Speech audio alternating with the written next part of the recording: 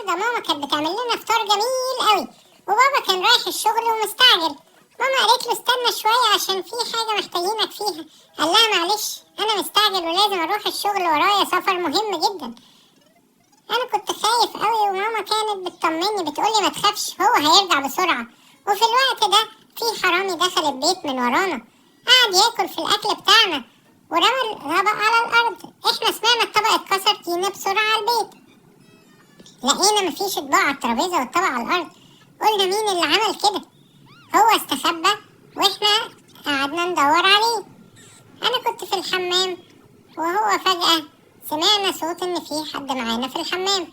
لقينا الحرامي، طلعنا نجري منه واستخبينا. هو كان خايف هو كمان واستخبى مننا، بس احنا قلنا لازم ندور عليه.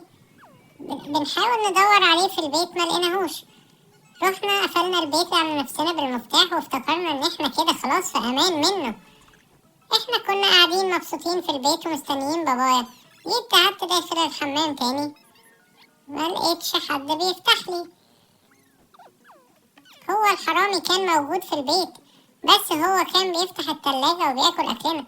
واضح ان هو حرامي بتاع اكل، ما بيعملش حاجة غير ان هو ياكل. هو كان غلبان وعايز بس ياكل. احنا كنا خايفين منه جدا وطلبنا البوليس عشان يجي ياخدنا.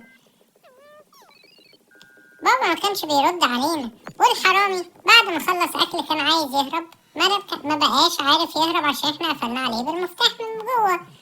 قعدنا نعمل خطة ازاي نقبض عليه. حطينا له اكل عند الترابيزة، هو كان بس كل اللي عايزه ان هو يشوف اهله تاني. وعملنا الفخ ان هو وقع في المية وبقى ايه هو مش عارف يعوم. لما طلعناه لقيناه واحدة ست، وما كناش عارفين هي ليه بتعمل كده. قالت لنا انقذوني، انا بس كنت جاية اكل عشان انا جعانة. بابا لما شاف رسالتنا ورجع البيت قلنا له مفيش حاجة حصلت ما تخافش، وخلينا الست تعيش جنبنا في بيت صغير.